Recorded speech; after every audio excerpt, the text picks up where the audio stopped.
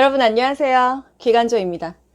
귀요보입니다. 이번 영상은 귀로 듣는 요양보호사, 귀요보 신체활동 지원 파트 실기 66개 문제풀이 영상입니다.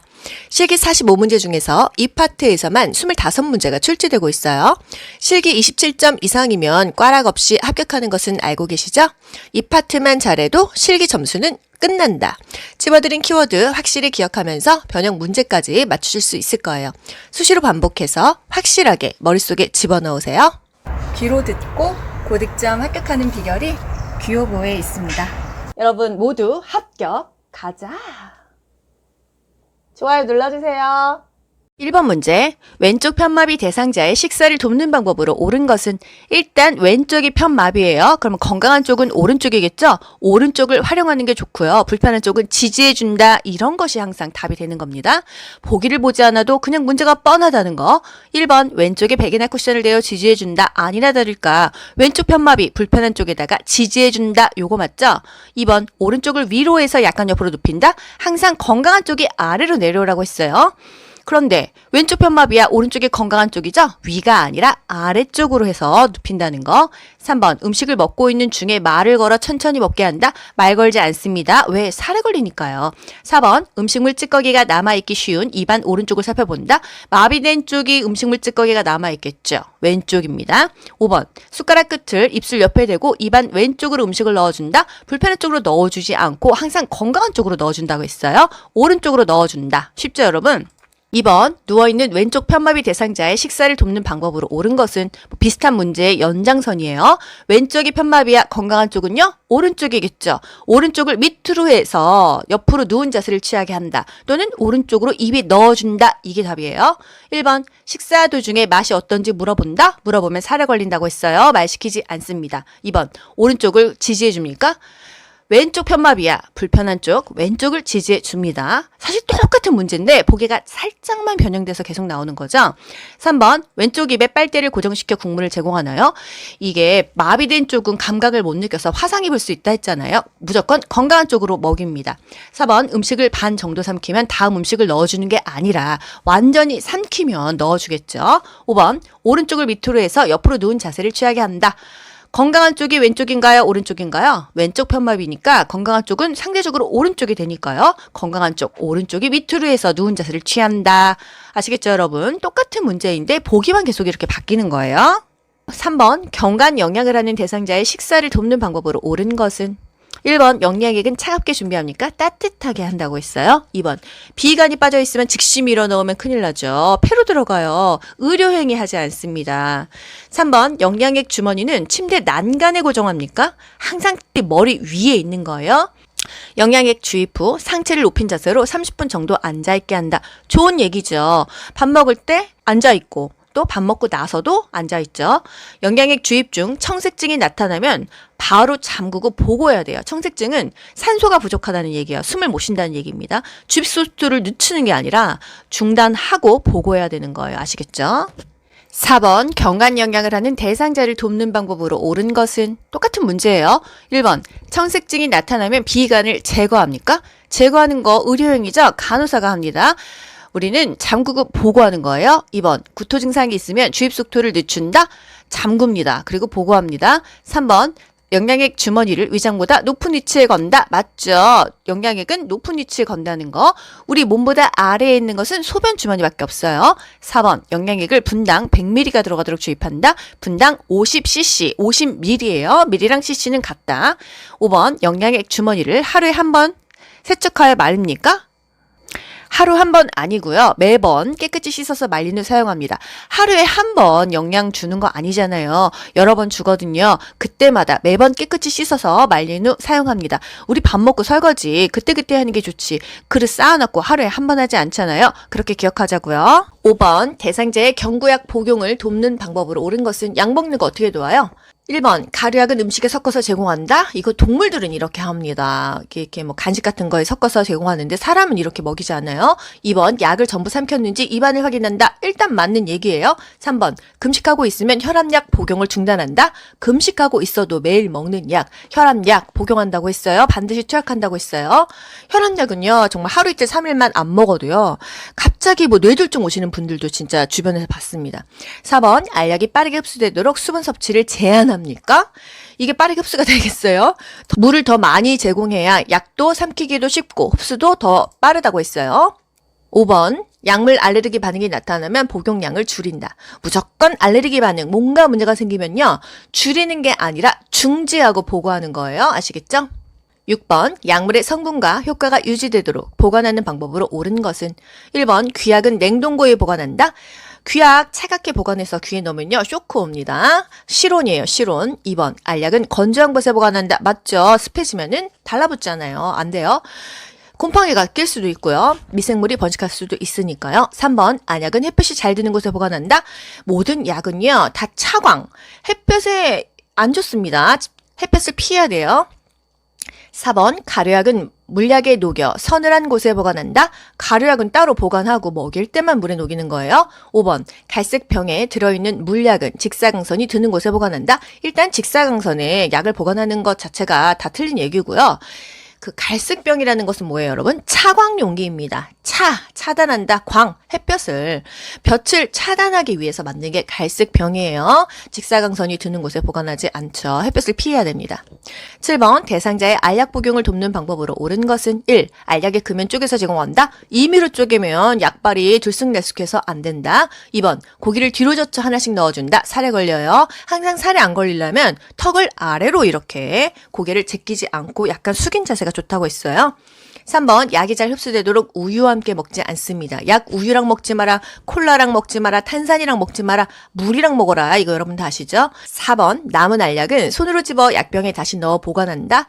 세균이 드글드글하겠죠. 5번, 대상자가 심하게 손을 떨면 약을 직접 입에 넣어준다. 파킨슨 환자들 직접 넣어주는 것까지 국가고시 나온다고 했어요. 8번, 물약이 변질되지 않고 효과가 유지되도록 보관하는 방법으로 옳은 것은 물약, 시럽제죠. 유일하게 약 중에서 서늘한 곳에 보관했어요. 직사광선을 피해서 보관하는 것은 거의 모든 약이 마찬가지였는데 서늘한 곳, 좀 시원하게 보관하는 것은 물약이었다는 거. 냄새가 이상해. 그럼 폐기해야겠죠?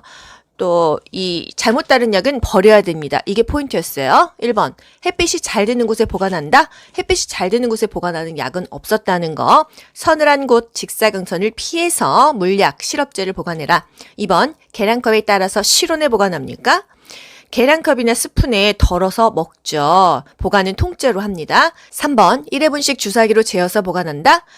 이렇게 분할 보관하지 않습니다. 4번, 오랫동안 먹지 않은 약은 냉동 보관을 한다. 오랫동안 먹지 않다가 다시 먹으려면 뭔가 색깔이 이상한지 냄새가 이상한지 확인해서 뭔가 잘못된 것 같으면 폐기를 하는 거예요. 5번, 용량을 초과해서 따른 약은 약병에 넣지 않고 버린다.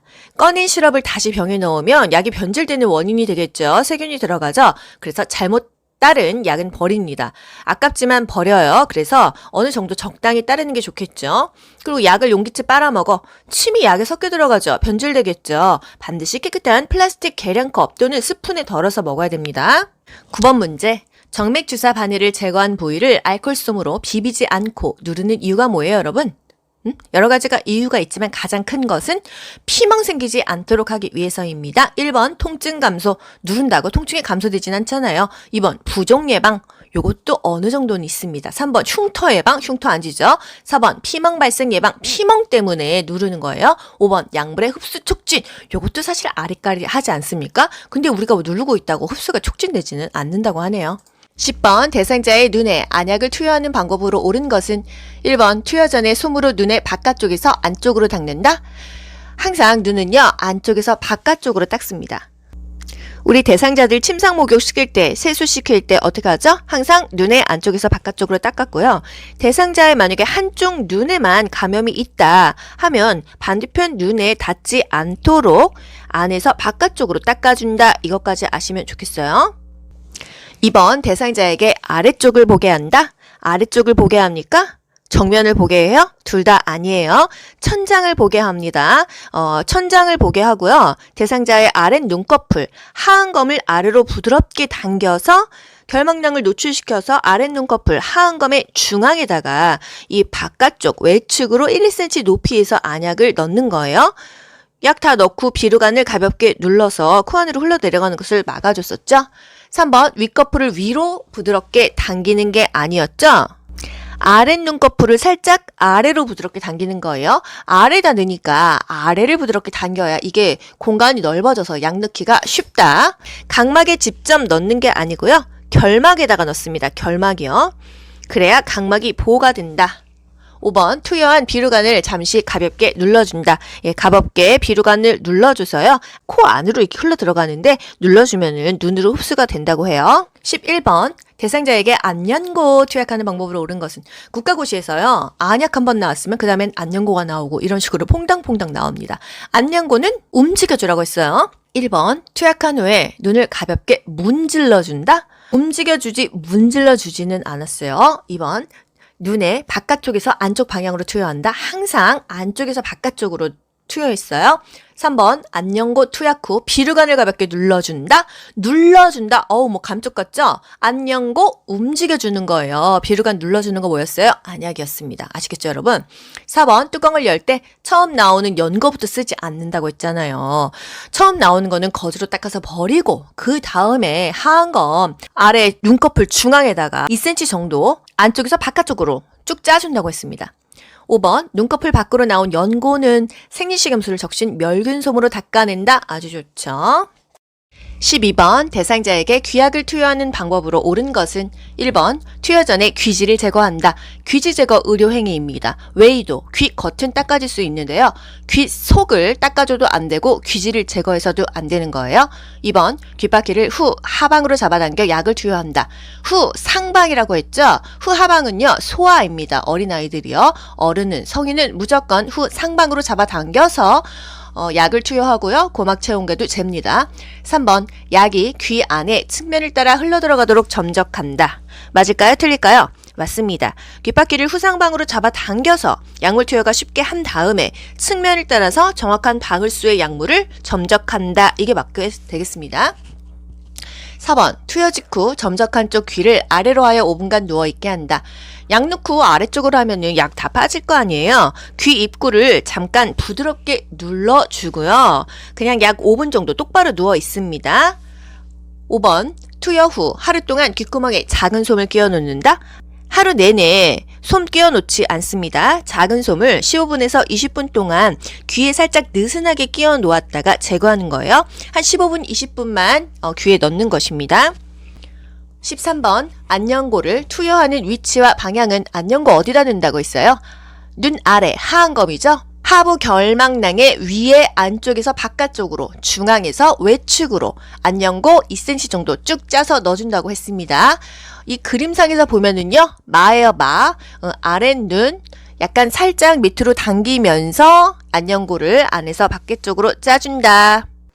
14번 치매 대상자의 배설을 돕는 방법으로 옳은 것은 1번 단추가 있는 바지를 입힌다. 단추 언제 풀겠습니까? 고무줄이 제일 좋아요. 2번 변기 앞에 안전 손잡이를 설치한다. 깜쪽 같죠? 변기 옆이에요. 3번 뒤처리 방법을 시범 보여 스스로 하게 한다. 치매 대상자는 기억력이 없습니다. 커피보트의 버튼도 못 누른다고 했잖아요. 이게 어떻게 자기가 똥을 놓고도 이게 닦는지 사실 잊어버리더라고요. 그래서 앞에서 뒤로 이렇게 닦으세요 보여주면서 휴지를 손에 쥐어주면 그렇게 하겠죠. 4번 화장실 문 앞에 화분을 놓아 위치를 표시한다. 화분은 걸림돌입니다. 발바닥에 바닥에 뭔가를 놓으면 넘어지고 다칠 수밖에 없어요. 5번 취침 전에 물이나 음료를 충분히 마시게 하면 밤에 계속 화장실 가느냐고 계속 잠을 설치겠죠. 자기 전에는 마시지 않아요. 15번 거동이 불편한 대상자가 화장실을 안전하게 사용하도록 돕는 방법으로 옳은 것은 1번 변기 옆에 안전손잡이를 설치한다. 옆에 맞죠, 여러분? 옆에. 우리가 왼쪽, 오른쪽 옆에 뭐가 있어야 짚고 일어나고 또 짚고 앉는 거예요. 2번, 용변을 마칠 때까지 다른 용물을 본다. 밖에 나가 있으라고 하면 밖에 있지만 수시로 상황을 체크하라고 했어요. 3번, 화장실은 눈이 부시지 않도록 조명을 어둡게 합니까? 항상 환해야 되는 거. 화장실이라고 했어요. 4번, 화장실 앞에 화분을 놓아 화장실 위치를 표시할 필요가 뭐가 있을까요? 바닥에 놓는 게 아니고. 5번, 밤에는 수면에 방해가 되지 않도록 화장실 표시등을 꺼둔다. 그럴싸하지만 항상 밤에도 낮에도 환하게 켜야 되는 건 화장실이라는 거. 16번, 휠체어로 이동하여 화장실을 이용하는 대상자를 돕는 방법으로 옳은 것은 일단 휠체어 잠금 장치 잘 잠궈야겠죠? 1번, 화장실 문 앞에 작은 매트를 깔아준다. 매트가 좋은데 휠체어는 매트가 있으면은 휠체어가 이게 들어가기가 힘들어서 아니겠죠. 문턱도 없어야겠죠. 2번, 이동할 때는 휠체어 의자 끝에 걸쳐 앉게 하면 넘어집니다. 깊숙하게 앉혔잖아요. 3번, 휠체어 잠금 장치를 잠그고 발 받침대를 접고 나서 이제 그 대상자의 발을 바닥에 놓게 하고 변기로 옮겨줘야겠죠. 4번, 배설이 끝날 때까지 화장실 문을 열어둔다. 이거 나쁜 방법은 사실 아닌데 프라이버시를 존중해 줘야 되니까 문을 완전히 닫지 않더라도 조금 열어놓고 또는 닫아놓고 밖에서 상황을 살펴보면서 말을 한 번씩 걸어야겠죠. 5번, 배설 후 뒤처리를 전적으로 도와준다.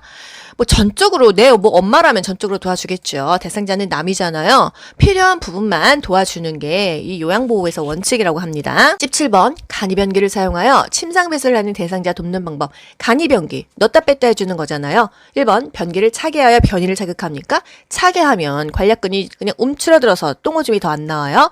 2번, 대상자가 스스로 변기 위에 앉게 한다. 혼자 이렇게 잘하는 대상자면 얼마나 좋겠냐마는 움직이지 못하니까 침상에서 배설할 거 아니에요. 스스로 되겠습니까? 3번, 간이변기는 세척하여 침상 위에 놓는다. 세척해서 왜 침대 위에 놓습니까? 다른 곳에 안 보이는 곳에 둬야죠. 4번, 열탕으로 소독할 수 있는 변기를 사용한다. 장염 걸려서 대변 자체가 세균이 많을 경우에는 또 올무수가 있습니다.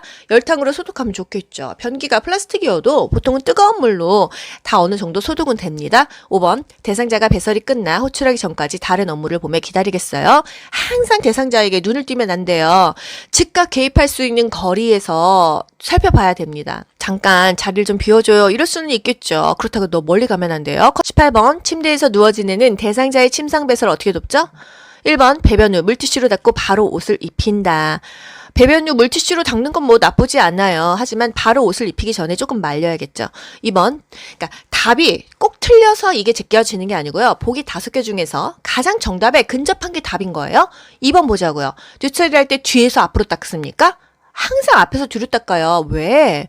항문에서 대장균이 나오니까 그 똥에서 똥균, 대장균이 나오면 그게 뒤에서 앞으로 닦으면은 요도에 다 들어가 버리면 큰일 나잖아요. 3번, 항문이 변기 중앙에 위치하도록 되어준다. 그래야 조준이 잘 되지. 밖으로 안 흐르겠죠.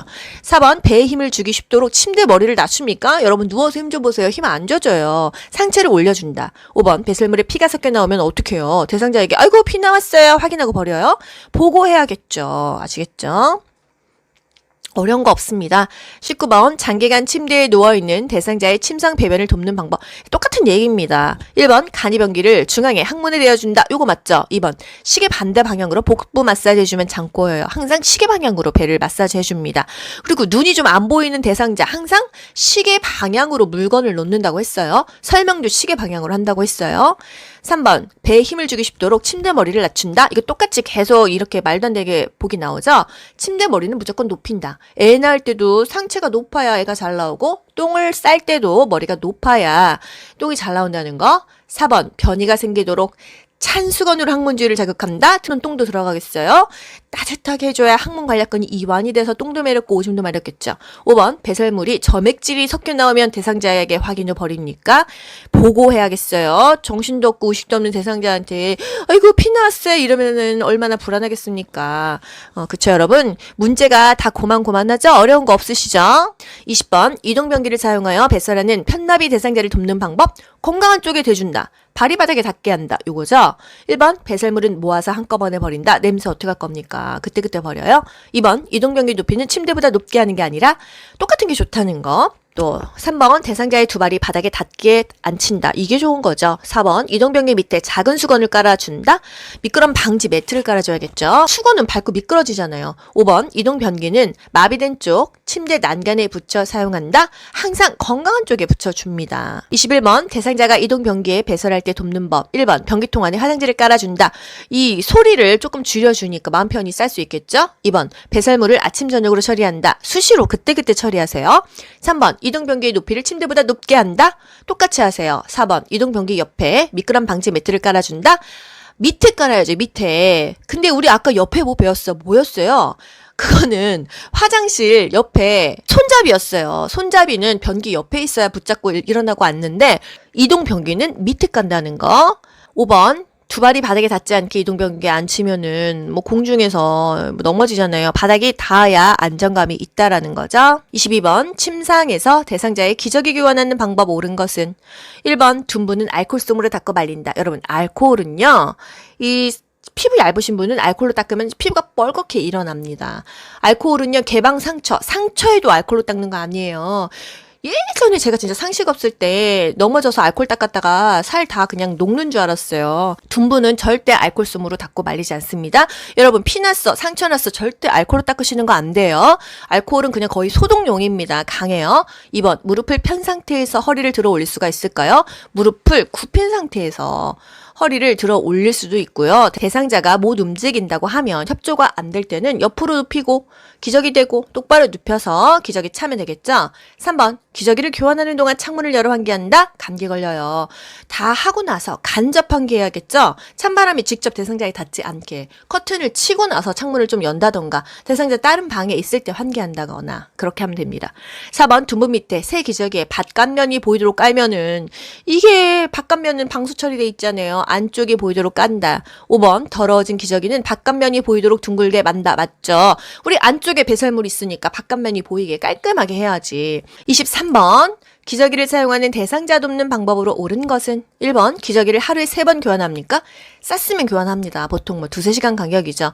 2번 둔부에 발적이 있으면 연고를 발라준다? 우리가 무조건 연고 바르는 거는 아니에요. 일단 발적이 있으면 욕창이 전조잖아요. 미지근한 물로 마사지 해주거나 닦거나 춥지 않다고 하면은 뭐 30분씩 햇볕 보거나 그런 조치가 취합니다. 3번 오염된 기저귀는 바깥면이 보이도록 말아서 버린다? 바깥면이 보이도록 말아서 버린다. 맞습니다. 말이 뭔가 좀 이상한 것 같았어요.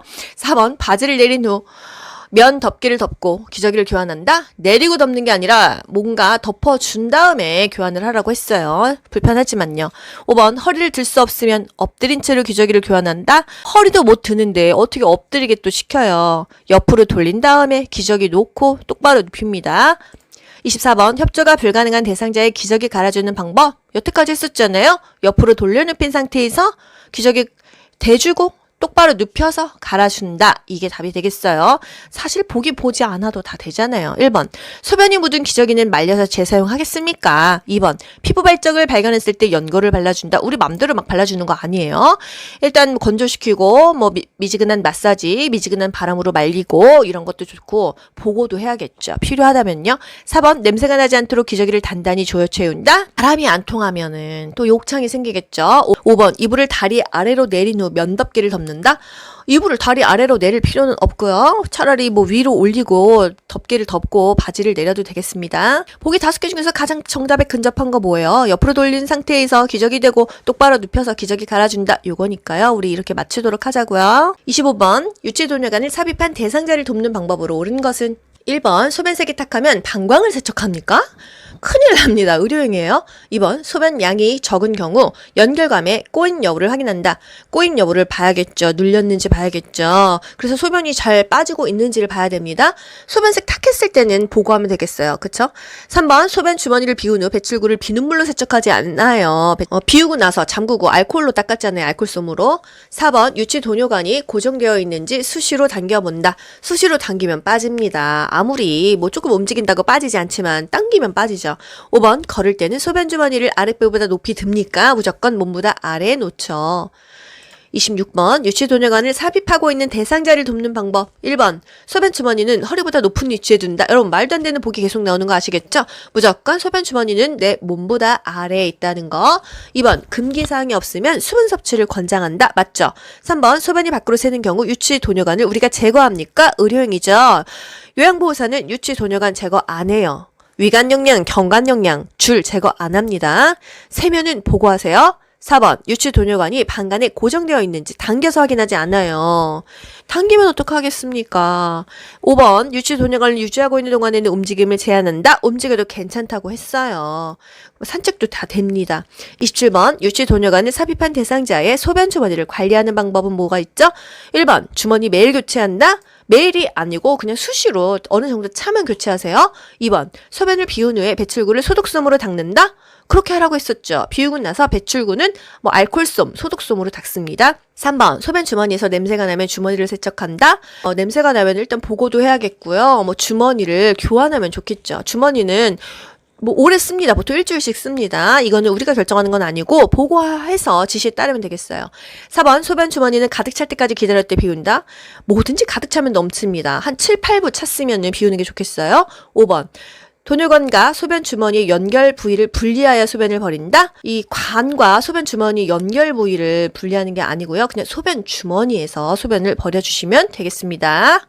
28번 의식이 없는 대상자의 구강청결을 돕는 방법으로 옳은 것은 의식이 없어요. 그럼 대신 뭔가 닦아줘야 될 거 아니에요? 1번 혀는 목젖까지 깊숙이 닦는다. 그렇게 깊게 닦으면 또 사례가 걸릴 수 있고 그렇게 깊게까지는 닦지 않는다는 거. 2번 똑바로 눕힌 자세에서 닦습니까? 상체를 올려줘야겠죠. 밥 먹을 때, 이 닦을 때, 호흡이 곤란할 때 상체를 항상 올려줍니다. 3번 생리식염수로 입안을 헹궈준다. 여러분 식염수는 소금물이에요. 0.9%의 소금물인데 생리식염수로 입안을 헹궈주지 않습니다. 짜잖아요. 4번 두 손가락으로 입을 벌린 후에 닦는다.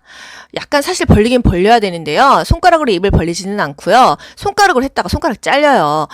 앞설자, 서랍자에다가 거즈 감아가지고 닦았어요. 5번 물에 적신 일회용 스펀지 브러쉬로 닦는다. 맞습니다. 일회용 스펀지 브러쉬로 닦기도 하고요. 이 서랍자에다가 앞설자에다가 거즈를 적셔서 닦기도 합니다.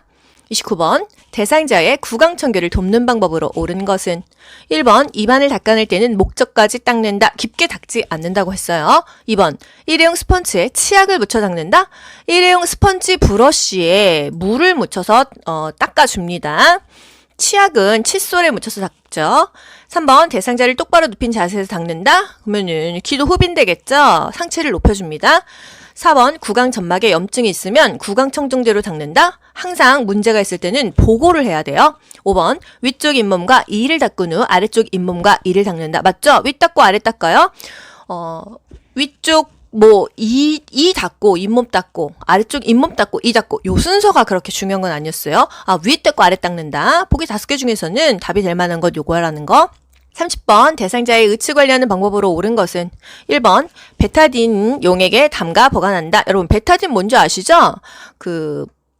포비돈 아시죠? 포비돈. 집에서 바르는 옥도쟁기 또는 빨간 약은 아니고 갈색 약 있죠? 그게 이제 베타딘입니다. 2번 아랫니 의치를 먼저 돌려 뺀다. 낄 때도 윗니, 뺄 때도 윗니 먼저예요. 3번 세면기에 물을 받아서 의치를 헹군다. 흐르는 물에다가 헹궜잖아요. 이제 혹시나 의치를 떨어뜨려서 깨질까봐 수건을 하나 밑에 깔아놓는다. 이 정도입니다.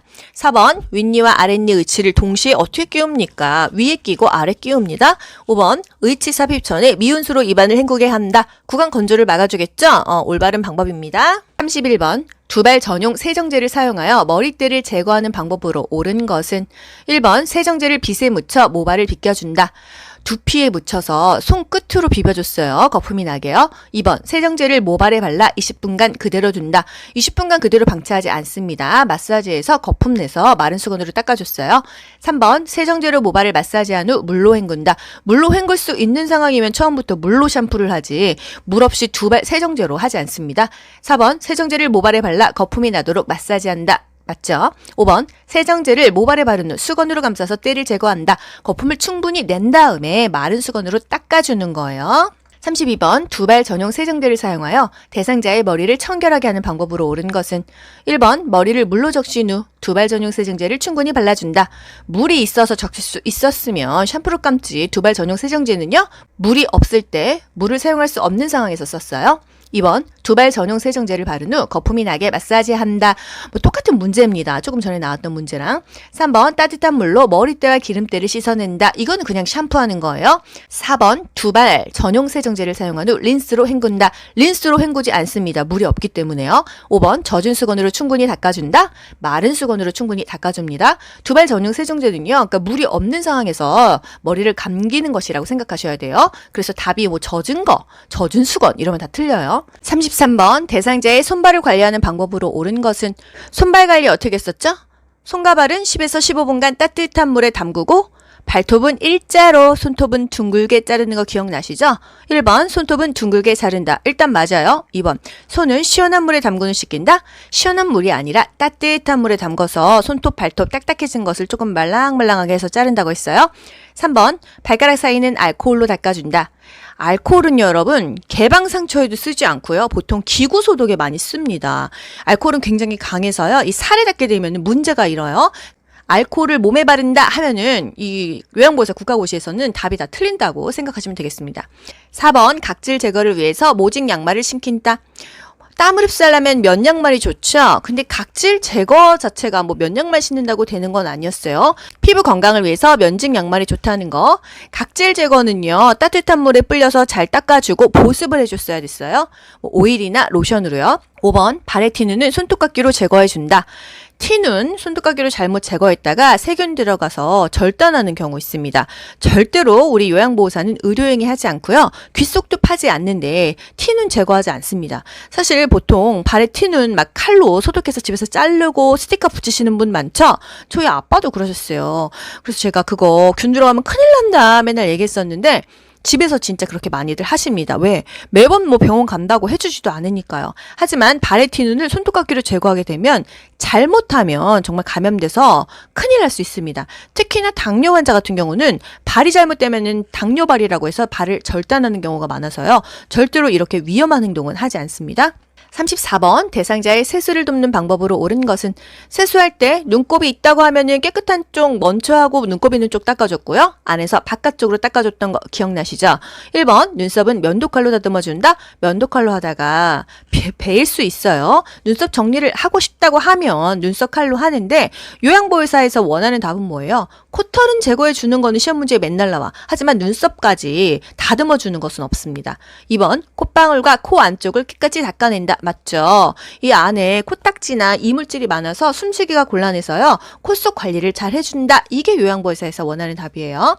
3번 면봉으로 귀 안쪽에 귀지를 닦아낸다. 겉에 웨이도는 괜찮지만 안쪽을 닦아준다. 귀 속을 닦아준다 하면은 틀리는 거예요. 함정이에요. 4번 입술과 그 주변을 알코올솜으로 닦아낸다. 알코올로 몸을 닦는 건 무조건 틀리다고 했어요. 5번 눈곱이 있으면 눈곱이 있는 쪽 눈부터 닦나요? 없는 쪽, 깨끗한 쪽부터 닦습니다. 청소를 할 때도요, 깨끗한 쪽 먼저 하고 더러운 쪽을 해야지 더러운 쪽부터 이렇게 깨끗한 쪽으로 밀고 들어오면 다 더러워지는 거예요.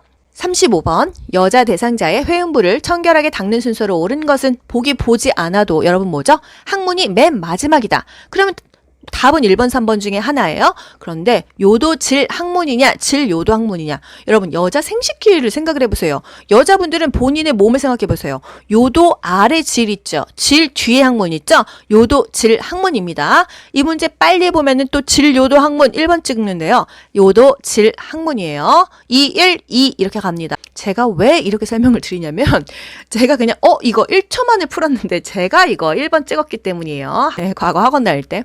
36번 대상자의 침상 세면을 돕는 방법으로 옳은 것은 침대에서 세면을 합니다. 왜? 움직이지 못하니까. 1번 침대를 수평으로 하여 눕힌다.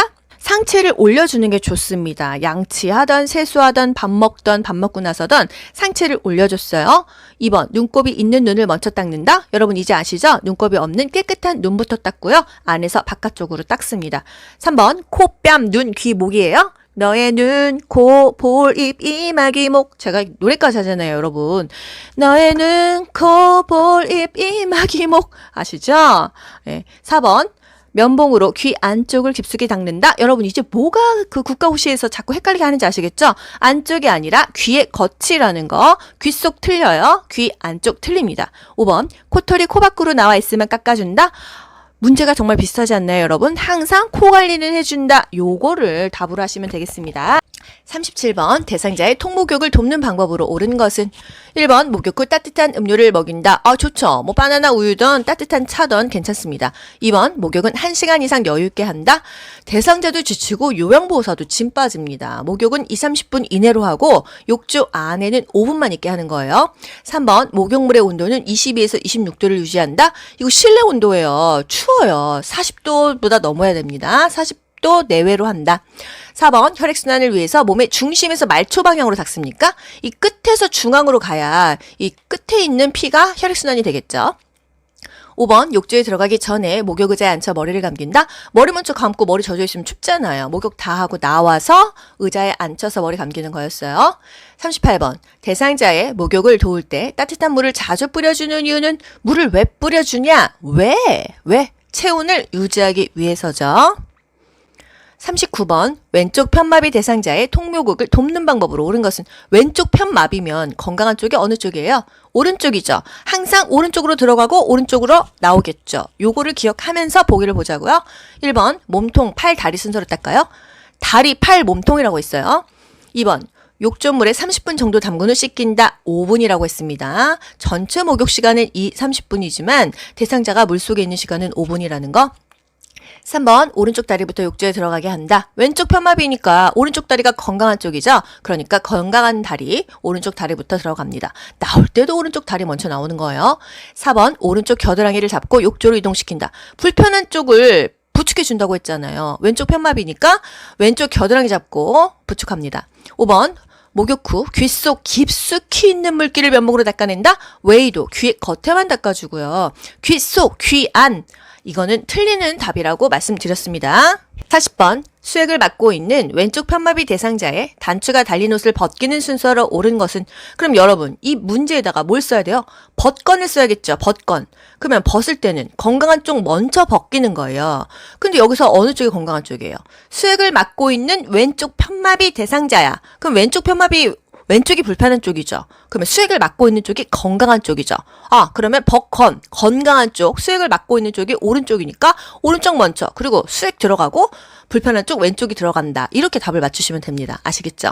항상 왼쪽 편마비 대상자야. 그러면 불편한 쪽은 왼쪽이다. 수액을 맡고 있는 쪽, 오른쪽은 건강한 쪽이다. 적어 놓고 대입하시면 되겠습니다. 41번 편마비 대상자의 하의를 갈아입힐 때 벗기는 순서로 옳은 것은 벗기는 거 벗건이죠. 일단 두 다리를 모아서 무릎을 세우고요. 두 팔과 두 발을 바닥에 지지하고 엉덩이를 들어 올리게 합니다. 건강한 쪽 먼저 벗기죠. 그 다음에 마비된 쪽 갑니다. 벗건. 아시면 돼요. 벗건. 43번 침대 한쪽에 누워있는 편마비 대상자를 침대 가운데로 옮기는 방법. 일단 어느 부위를 요양보호사가 지지하는지를 물어봅니다. 상체는 어디를 지지할까요? 이 목 뒤, 등과 어깨라고 표현합니다. 하체는요. 엉덩이와 허벅지 또는 엉덩이와 넙다리 또는 허리와 엉덩이 다 되는 거예요. 우리 교재에는요. 엉덩이 또는 넙다리예요. 근데 국가고시에서는 허리와 엉덩이를 지지한다 이렇게 나왔습니다. 그 부위가 정확하지 않아도 상체에서는 어디를 지지해? 머리는 지지한다 이런 답은 전혀 없어요. 여러분. 목 밑에 또는 등에 어깨를 지지한다 이런 것들이 상체를 지지하는 거고요. 사실 하체에서도 허리를 지지할 수도 있고요. 허벅지를 지지할 수도 있고 엉덩이를 지지할 수도 있습니다. 이게 꼭 틀리다는 건 아니잖아요. 보기 5개 중에서 가장 정답에 근접한 보기를 찾으시면 되는 거예요. 1번 상반신은 건강한 팔을 잡고 옮긴다. 팔을 잡고 옮긴다. 다리를 잡고 옮긴다. 옷을 잡고 옮긴다 하면은 무조건 다 틀리는 거 아시죠, 여러분? 절대로 뭔가를 잡고 끌거나 옮기지 않습니다. 2번 상반신은 머리와 목 아래를 지지하여 옮긴다. 머리를 받친다 이런 대답은 우리 교재에 없어요. 그래서 머리 때문에 틀립니다. 목 아래 지지할 수도 있거든요, 사실. 3번 하반신은 다리를 잡고 옮긴다. 잡고 옮긴다 하면 다 틀리는 거예요. 4번 하반신은 엉덩이 부위에 옷을 잡고 옮긴다. 왜 옷을 잡고 옮깁니까? 몸으로 옮겨야지. 5번 하반신은 허리와 엉덩이를 지지하여 옮긴다. 그럴듯하죠. 교재에서는 뭐 엉덩이나 넙다리, 허벅다리 잡아도 되고요. 실제로는 허리랑 엉덩이 지지해도 괜찮잖아요. 이렇게 그냥 굵직하게 상체는 목 밑에 또는 어깨나 등을 지지한다. 하체는 허리나 엉덩이 또는 엉덩이나 허벅지를 교재에서 또 넙다리라고 한다. 44번 거동이 불편한 대상자의 체위를 변경하는 방법으로 옳은 것은 여러분 체위 변경 중요한 건 뭐예요? 보통 2시간마다 체위 변경하는데 욕창이 이미 발생했다면 더 자주 변경해라. 의자에 앉아있을 때는 1시간마다 체위를 바꿔라 이겁니다. 1번 도넛배기로 천골 부위를 지지한다. 도넛백에 가운데 구멍 뚫려 있는 거 그걸로 하면 압력이 더 센 거서 더 욕창 생긴다고 했잖아요. 치질 환자는 도넛백이 쓰지만요. 우리 대상자들 체위 변경할 때 도넛백이는 쓰지 않았어요. 2번 욕창이 있으면 체위 변경 횟수를 늘린다. 맞죠? 욕창이 있으면 더 자주 체위를 변경해 줘야겠습니다. 3번 딱딱하고 표면이 거친 쿠션을 받쳐준다. 쿠션 받쳐주는 건 우리 밥 먹을 때였고 딱딱하고 설마 표면이 거친 걸 받쳐주겠습니까? 체위 변경할 때는요. 머리 밑에 작은 베개를 넣어준다. 또는 편안하게 해주기 위해서 무릎이나 발목에 수건이나 베개를 받쳐줄 수 있다. 이 정도가 답입니다. 하지만 이것도 너무 장시간 받쳐놓게 되면은 굽어요. 구축이 발생되니까 너무 장시간 사용은 하지 말아라 이거예요. 4번 대상자의 옷을 잡아당겨 딱 틀렸죠? 잡아당겨 틀렸고 옷을 잡는 거 딱 틀렸어요. 5번 의자에서는 2시간마다 체위를 바꿔줍니까? 1시간마다. 왜? 앉아있으면 압력이 더 심하니까요. 누워있으면 그래도 골고루 압력 받아서 2시간마다인데 앉아있을 때는 더 자주 바뀌어줘라 이겁니다. 45번 휠체어에 앉아있는 대상자를 침대로 옮길 때 2명의 요양보호사가 각각 지지해야 하는 부위는 여러분 그 생각을 해보세요. 휠체어에 앉아있는데 침대로 옮기려고 해. 어떻게 해야 될까요? 힘이 좀 센 사람이 상체를 잡습니다. 어떻게 상체를 잡을까요? 그 대상자의 겨드랑이 사이로 손을 집어넣겠죠. 그렇게 해가지고 들고요.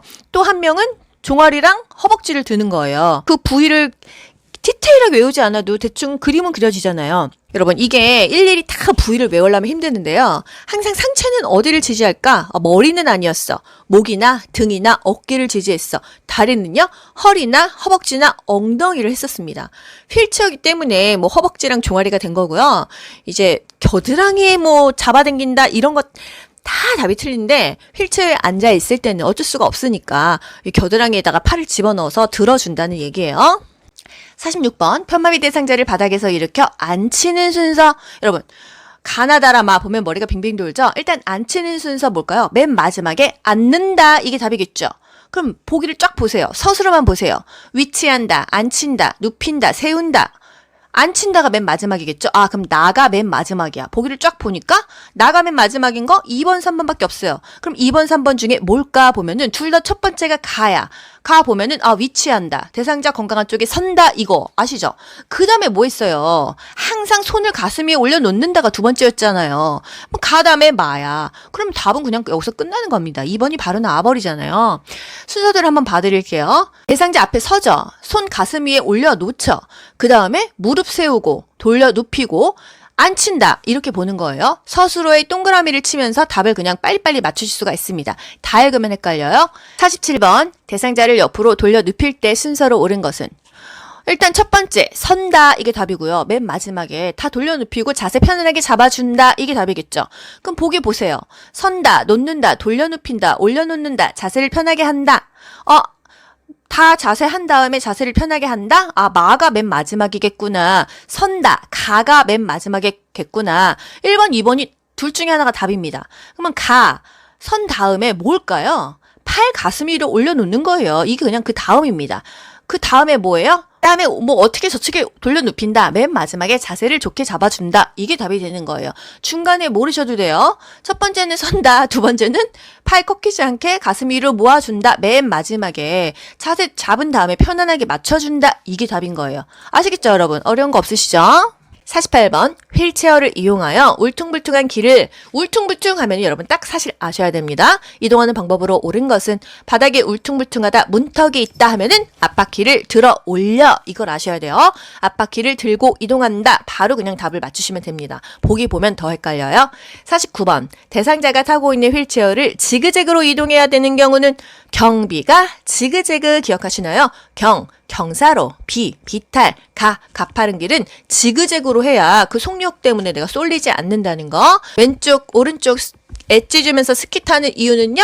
그 비탈이 너무 가파르니까 지그재그로 간다는 거예요. 답 딱 보면 뭘까요? 경사가 급한 오르막길, 뭐 내리막길 이때 지그재그로 간다는 거. 문턱 넘을 때는 앞바퀴 들어 올렸잖아요. 50번 다음에 해당하는 휠체어 이동 방법은 휠체어를 뒤쪽으로 기울이면서 앞바퀴를 들고 오른다. 일단 앞바퀴를 들어 올린다는 건 뭐예요? 문턱이나 울퉁불퉁하다 이 말입니다. 딱 그 핵심을 아셔야 돼요. 그래서 뭐 들고 오른다 했으니까 오르막길이겠죠? 문턱을 오르기 이게 답이 되겠습니다. 경사가 급하다면은 지그재그였죠? 보기 5개 중에서 가장 근접한 게 답이 되겠습니다. 다시 한번요. 문턱을 오르고 내린다, 울퉁불퉁하다 하면은 앞바퀴를 들어 올리시고요. 내려갈 때 마이클 잭슨 뒤로 돌려가고요. 경사로 비탈, 가파른 길, 경비가 지그재그로 가시면 되겠습니다. 엘리베이터는 항상 뒤로 들어가서 앞으로 밀고 나온다. 문제로 볼게요. 51번 왼쪽 편마비 대상자가 바닥에서 휠체어로 이동할 때 돕는 방법은 하고 그림이 나옵니다. 항상 어떻게 한다고 했어요? 왼쪽 편마비 대상자면 오른쪽은 건강하잖아요. 그럼 대상자는 오른쪽으로 휠체어를 짚는 거고 요양보호사는 상체 두 곳을 지지해 줍니다. 어깨나 허리를 지지해 주는 그림을 고르시면 돼요. 아시겠죠? 52번 대상자를 휠체어에서 자동차로 이동시키는 순서는 자동차 태울 때는요.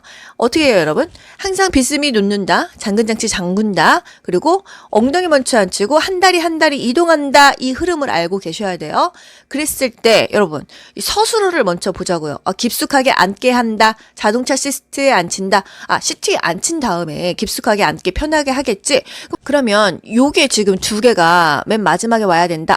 다 마가 마지막에 와야 된다. 다 마가 마지막에 온 거 2번, 4번밖에 없어요. 그럼 그 다음에 보면 됩니다. 제일 먼저 비스듬하게 놓는다. 이 가가 제일 먼저죠. 그 다음에 뭘까? 두 발이 지면에 닿게 하는 걸까? 아니면 휠체어 잠금장치 고정하는 걸까?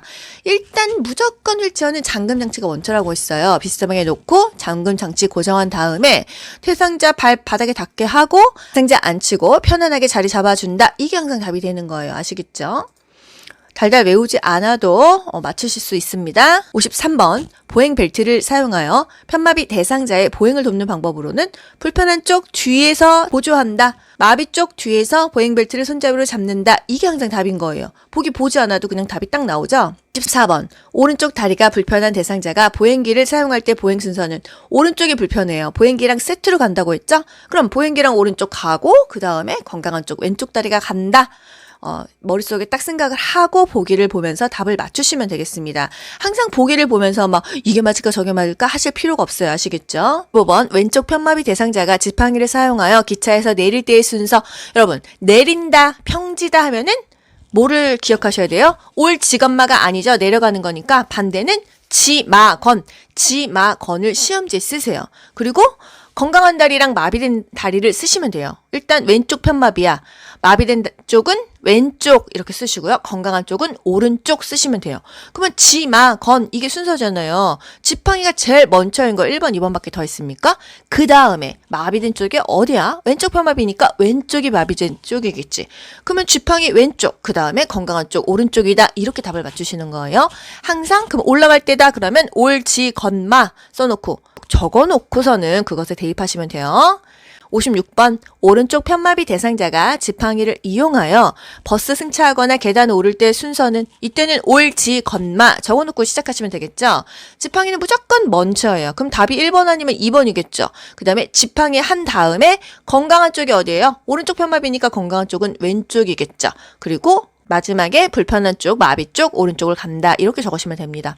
57번 외상 의심되는 대상자 척추 고정판에 눕혀 고정할 때 순서 아래에서 위로 올라간다고 했어요. 무릎, 손목, 엉덩이, 위팔 이렇게 고정합니다. 58번 대상자의 감염을 예방하기 위한 물품 관리 방법으로 옳은 것은 감염을 예방하기 위해서 물품을 어떻게 관리하느냐. 1번 카테터 등 고무 제품은 햇볕에 말린다. 햇볕에 말리면 갈라지고요. 변색되기 때문에 그늘에 말린다고 했어요. 하지만 삶을 수는 있다. 15분간 끓는 물에 삶는 거는 괜찮은데 햇볕이 더 무섭다는 거예요.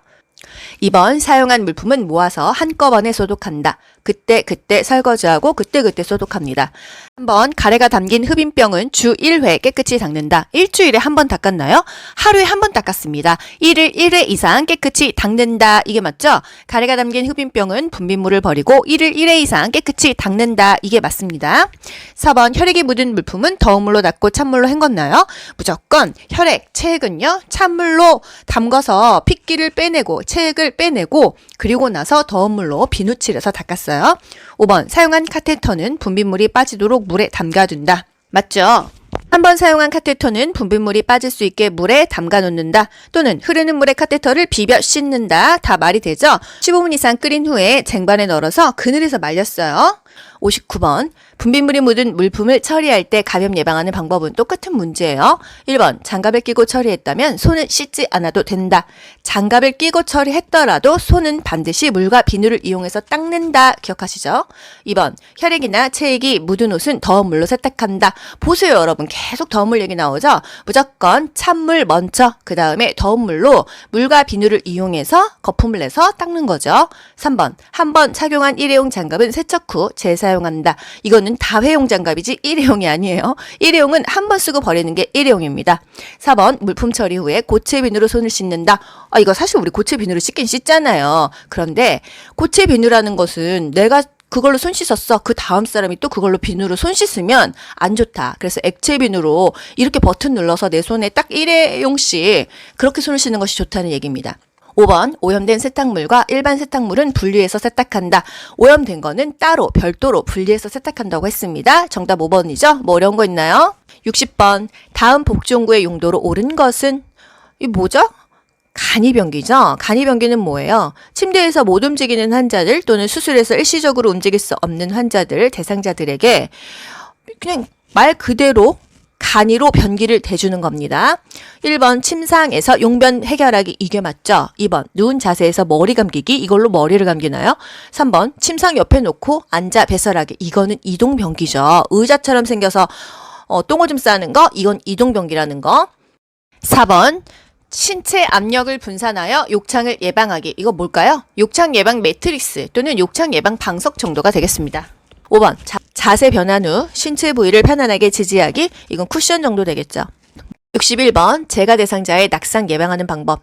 재가 대상자 있을 채 집 가죠. 낙상 예방하려면 어떻게 해야 돼요? 일단 1번 길고 헐렁한 옷을 입힌다. 걸려서 넘어지겠죠. 2번 전기코드는 바닥에 고정한다. 발에 걸려 넘어집니다. 항상 접선을 보이지 않게 잘 해야 돼요. 3번 크기가 넉넉한 신발을 신기면 또 넘어집니다. 4번 취침 시 침대는 허리 높이로 맞추는 게 아니라 침대는 낮은 게 좋고 침상 난간은 항상 올려줘야 된다는 거.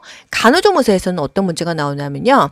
병원 환자인데 그 보호자가 알아서 하겠지 하고 침상 난간을 안 올려줬는데 환자가 떨어져서 만약에 뼈가 부러졌어. 그랬을 때 내가 잘못한 건 뭐냐? 나의 주의 의무가 태만하다. 이렇게 또 나옵니다. 5번 조명은 자다가 깨도 켤 수 있도록 가까이 둔다. 맞죠? 화장실은 항상 조명을 켜둡니다.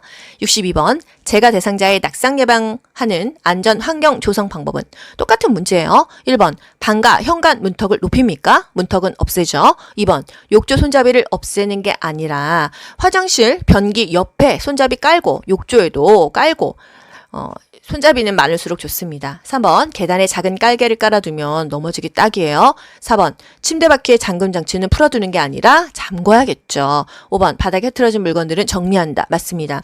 제가요 진짜 젊은 나이인데도 바닥에 이렇게 옷 같은 거 놨다가 그거 밟고 쫙 미끄러져서 넘어진 적이 최근에도 있어요. 바닥에 뭐가 있으면 밟고 넘어지게 됩니다.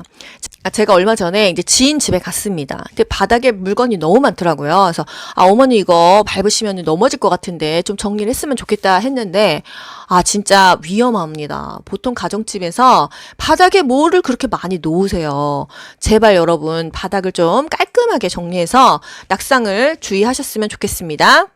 우리가 이런 것을 머리로만 공부하고 국가고시 합격하려고만 보는 게 아니에요, 여러분. 이런 강의를 들으면서 내가 진짜 오늘 방 청소하면서 바닥이 지저분한 것도 좀 치우고요. 화분 같은 것도 발에 걸리적거리게 놓지 말고 순간 이렇게 정말 아차차 하다가 넘어지거든요. 항상 미리미리 예방해야 된다. 그리고 우리 또 영양도 배웠잖아요. 뭐 하루에 단백질 3-4번 먹어라. 그거 그대로 좀 지키면 얼마나 좋습니까? 공부를 해서 그게 우리가 삶에 연결이 되면 너무 좋겠다. 63번 시설에서 화재가 발생했을 때 대피하는 방법. 화재 하면은요. 여러분 보기 안 봐도 뭐뭐 딱딱 떠오르셔야 돼요. 젖은 수건으로 코와입을 막고 낮은 자세로 대피한다. 바람이 불어오는 쪽에서 구조를 기다렸어요. 한 손으로 잡고 나간다. 엘리베이터는 타지 않는다. 계단을 이용한다. 뭐 이 정도입니다. 1번 엘리베이터를 타고 이동한다. 계단으로 가야겠죠. 2번 연기로 앞이 보이지 않으면 그대로 서 있는다. 죽습니다. 3번 바람이 불어오는 반대쪽에서 구조를 기다립니까? 바람이 불어오는 쪽에서 구조를 기다려. 기억하시죠? 4번 코와입을 감싸고 최대한 자세를 높입니까? 까치발 떠요. 자세를 낮춰야겠죠. 연기는 위로 올라가니까. 5번 방향을 알기 힘들 때에는 계속 한쪽 손으로 벽을 짚으면서 간다. 맞죠? 왼손 오른손 번갈아 가면은 들어갔다 나왔다 반복합니다. 64번 화재가 발생했을 때 수화기 사용하는 순서 기억하시죠? 안전비 뽑고요. 노즐 잡고 불 쪽으로 향한 다음에 손잡이 움켜쥐고 골고루 쏘는데요. 그냥 팍 물 쏘듯이 쏘는 게 아니라 빗자루질 하듯이 쓱싹 쓱싹 쏴야 된다고 하네요.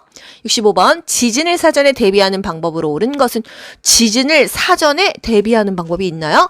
1번 가스밸브를 점검한 후에 열어둔다. 왜 점검하고 열어둡니까? 잠궈야죠. 2번 무거운 그릇은 식탁 위에 놓아둔다. 식탁 부러지면 그릇 다 떨어져가지고 그냥 머리 다치잖아요. 항상 뭐 위에는 물건 놓지 않는다가 중요해져. 3번 깨지기 쉬운 물건은 선반 위에 보관하면 안 되죠. 4번 응급처치 방법을 알아두어 비상시에 대처한다. 가장 좋은 방법이네요. 5번 지진 방송을 하는 방송국의 위치를 못하러 확인합니까? 방송만 들으면 되겠죠? 너무 쉽지 않나요, 여러분? 이게 국가고시 문제입니다. 이런 것들이. 66번 전기 안전사고를 예방하기 위한 방법. 1번 샤워장 콘센트의 보호용 커버는 열어둔다. 샤워하다 물 들어가서 불납니다. 2번 의료기기는 접지용 3핀 플러그를 사용한다. 접지용 3핀 플러그 뭔지 아시죠? 이 코드 3개 들어간 거예요. 3번 콘센트에서 플러그를 뺄 때 코드를 잡고 당깁니까? 코드를 잡고 당기는 게 아니라 플러그를 잡아야 돼요. 4번 겉면이 벗겨진 전선은 청테이프로 감아서 사용한다. 청테이프 아니고 전기 안 통하는 거 까만 테이프 있잖아요. 5번 하나의 콘센트에 여러 개의 플러그를 꽂아 사용한다. 불납니다. 귀로 듣고 고득점 합격하는 비결이 귀요보에 있습니다. 여러분 모두 합격. 가자. 안녕. 좋아요 눌러주세요.